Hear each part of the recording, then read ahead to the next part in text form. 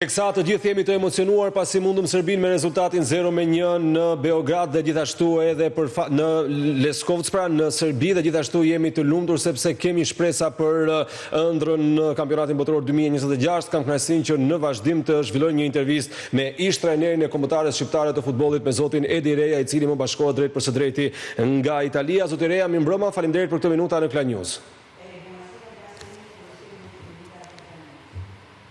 Buonasera. Fillimisht, do doja t'ju pyesja që pas largimit tuaj... Andata via quella... Atëherë, do të presim vetëm për pak çaste, pra jemi me Edi Rejan, i cili do të na bashkohet për të na dhënë edhe ai optikën e tij. Është trajneri i cili ka qenë përpara Silvinjos në pankinën Kuqezi dhe që gjithashtu ne kemi patur edhe vjet në kampionatin evropian të futbollit, një tentativë për të komunikuar me të i cili na ka dhënë më pas të gjithë optikën e tij në lidhje me çfarë ka mundësi të jap ky ekip sot në fushën e lojës dhe nga ana tjetër sa shanse ka Shqipëria për të arritur në kompeticione të rëndësishme ndërkombëtare. Sa i takon opinionit sportiv në kohën kur Edi Reja ishte trajner i kombëtares shqiptare të futbollit, është folur shumë sidomos për raportet me disa futbollistë, mes të cilëve edhe me Armando Brojën, kështu që gjitha do t'i sqarojmë gjatë këtyre minutave, pra në vazhdim me zotin Edi Reja, i cili na bashkohet drejt për së drejti. Shqipëria mori një rezultat shumë të mirë mbrëmjen e 11 tetorit në Leskovec, në stadiumin e Leskovcit, aty ku një gol i Rej Manajt në minutën e 46, pra në minutën e vetme shtesë të pjesës së parë të lojës, arriti që të ngrinte zemrat peshë të miliona shqiptarëve kudo ku ata ndodhen dhe nga ana tjetër të na bëjë të ndrojmë për botror. Zoti Reja, që pas largimit tuaj nga pankina Kuqezi, sa e keni ndjekur dhe si e keni vlerësuar, pra si e keni parë ecurinë e kombëtares shqiptare, po them në të përgjithshmen, pra jo vetëm së fundmi, por edhe në kampionatin evropian?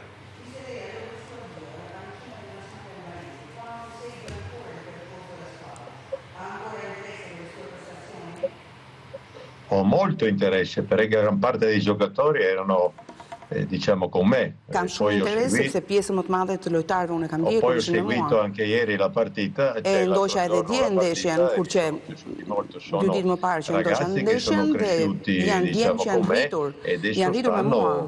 Diciamo meglio dhe tash janë akoma më mirë se atëherë. Che sono più ordinati. Sepse shoh që janë më të rregullt, janë më të pjekur, l'esperienza che hanno avuto le proprie società e anche coi risultati. Me eksperjenca që kanë marrë në shoqërinë e tyre në Shqipëri, tash janë në momentin e tyre më të mirë, në kushte shumë të mira. Si u duk ndeshja me Serbinë, e cila besoj edhe kur keni qenë ju trajner i kombëtares shqiptare të futbollit, e keni ditur dhe e keni kuptuar që ka një rëndësi të veçantë dhe ndiqet me shumë interes nga tifozët një përballje e tillë ballkanike?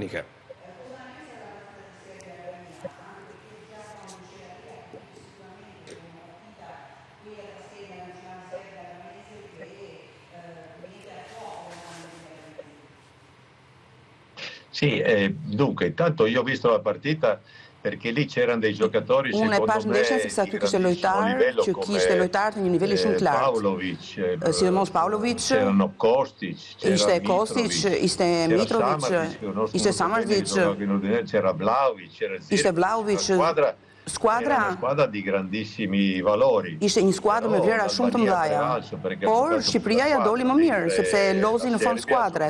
Dal punto di vista individuale. Kurse Serbia lozi në mënyrë individuale më tepër. Dhe nga kjo pikpamje mendoj që skuadra është rritur shumë.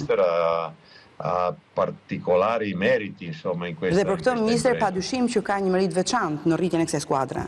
Si u është dukur ecuria e kombëtares në eliminatorët e botrorit, pra që nga ndeshja e parë e deri sot, zoti Reja?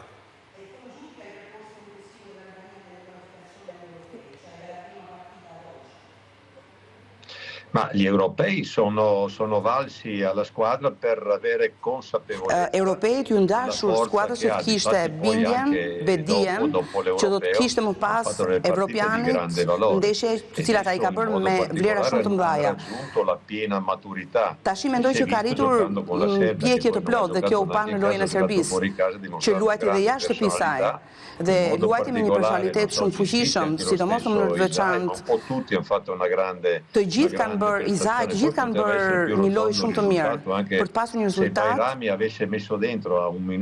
Në qoftë se Berami do ishte futur brenda një minutë para ndeshjes, kishte futur topin për të bërë golin, do të kishte qenë me të vërtetë diçka jashtëzakonisht entuziazmante. Një gol në Serbi ka një vlerë të jashtëzakonshme. Po, si u është dukur skema 4-3-3 që Silvinho ka futur gjatë gjithë kohës pra me ekipin, edhe pse hera herës ka marrë rezultate të ndryshme, pra edhe pozitive edhe negative, po duke se kjo është skema që ai do për kombëtaren.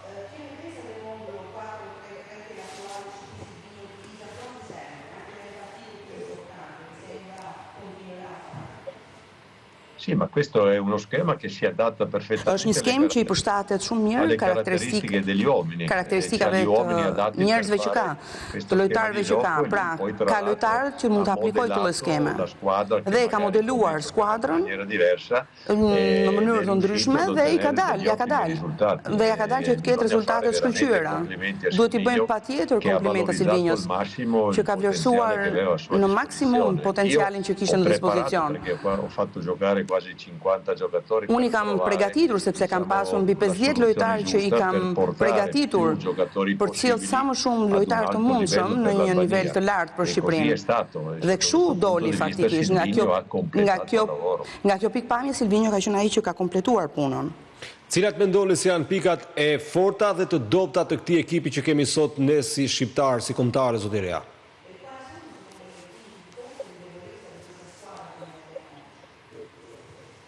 Cioè l'assetto tattico, perché sono Thosha aseti taktik, sepse janë të gjithë djem.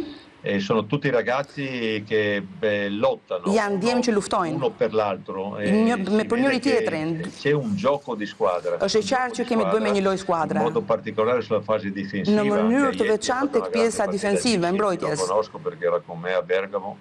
Però mi ha impressionato Seku, che non lo ka impresionuar Seku që nuk e njihja më parë. Dhe unë loja me Xhazulën dhe kishte pak a shumë të njëjtat karakteristika.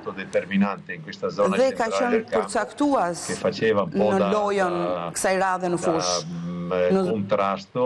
Dhe bënte pak në kontrast me forcën così di Samardžić, me forcën e Samardžićit, sepse Samardžić është një lojtar që ka cilësi shumë të mëdha, edhe loja ka qenë shumë e mirë në fakt. Zurić e njihja, janë të gjithë djem që unë i kam njohur.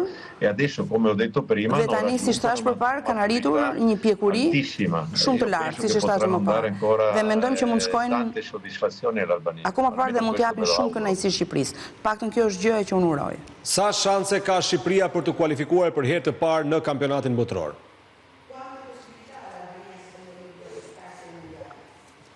Ma intanto la squadra è consapevole. Ndërkohë që skuadra është e vetëdijshme për mundësitë që ka. Tash i varet shumë se kushtet u ndadhin, sepse dhe në shortet që bëhen në këto situata duhet të jesh një çik me fat. Squadra più debole che si incontra. Sepse nëse takon një skuadër më të dobët se vetja, është më mirë. Po mendoj që skuadra ka treguar vetëm me Poloninë dhe ka treguar veten gjithsesi.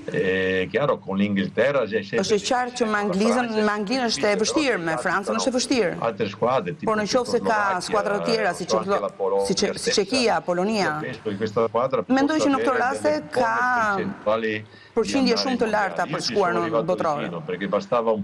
Unë kam qenë shumë afër, mjaftonte një barazim me Poloninë dhe mund kishim hyrë në botror që vite më parë.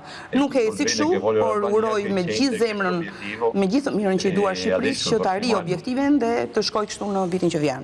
Disa opinionistë mendojnë se Silvinho ka ofruar më shumë emra të rinj në kombëtare se sa ju, zoti Rea. Ju e pranoni këtë?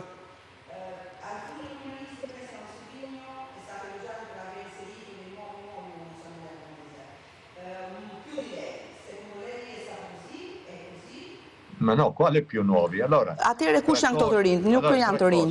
Strakoshi, Ajeti, Isai, Mitaj, Aslani, Laci, Manaj, lo stesso Broja, vet Broja, ishin të gjithë me mua. Pra ishin të gjithë ato që kanë luajtur. Seku, si pronuncia così, penso. L'unico era Seku, no? Tutto il resto erano tutti giocatori che erano già con me, che hanno giocato con me. Janë të gjithë lojtarë që kanë luajtur me mua. Kush janë ata që e kanë thënë që ka futur lojtar të rinj? Vorrei sapere chi è che ha detto questo. Jam shumë kurioz ta di kush është ky që e ka thënë këtë, që kemi futur. Janë element të ndryshëm, për shembull, afrimi i Yasir Hasanit ndodhi për herë të parë në kohën e Silvinhos dhe u pas një talent i cili mund të jepte një frymë tjetër skuadrë. Sì, Asani. Yasir Hasani, po. Quando ha giocato Zani, chiaro, Zani è una scoperta. Hasani ishte një zbulim i ri. Një, vetë Seku. Non so chi poteva essere anche questo Hoxha, edhe ky Hoxha që luan tek Dinamo Zagrebi. Edhe ky është i ri. Këto ishin lojtarë shumë të rinë atko, kanë ardhur më vonë. Unë nuk kam pasur mundësi që t'i shifja të gjithë. Esordire 50 giocatori. Unë kam nxjerr 50 lojtarë tek Shqipëria. Andate a vedere se non è così, però mi sembra strano. Nuk ka qenë kështu, që më duket shumë e çuditshme që mund të thuhet që Silvinho ka nxjerrë emra, ka zbuluar sigurisht disa emra të rinj dhe është një nga punët e tij kjo që të zbuloj të rinj. Io stimo molto. Unë kam shumë stim, respekt për Silvinho dhe nuk dua që të mos duket, ai ka bërë një punë shumë të madhe. Ka qenë një mister i jashtëzakonshëm për Shqipërinë. Pas periudhës time, ai ka bërë një rrike maksimale për skuadrën, për vlerat e kësaj skuadre. Però che si dica por që të thuhet që ajo skuadër që ka fituar dje në Serbi, ajo skuadër që e bërë kryesisht me lojtarë që kanë qenë me mua. Kanë ndryshuar asetin taktik, por skuadra është ajo. Ai ka merita të jashtëzakonshme për atë që ka bërë me skuadrën e Shqipërisë në këtë periudhë, por lojtarët ishin ata. Por që dikush të thotë që këta nuk ishin lojtarë, që këta janë lojtarë të rinj, jo, kjo nuk është as pak e vërtetë. E qartë. Zoti Reja, çfarë marrëdhënie keni patur në veçanti me Armando Brojën, se edhe kjo është komentuar shumë dhe besoj mund ta keni dëgjuar edhe ju, pra në një farë mënyre me vërtetë e marrëdhënies suaj ndonjë ftohje, cila ka qenë e vërteta e marrëdhënies tuaj me sulmuesin Armando Broja?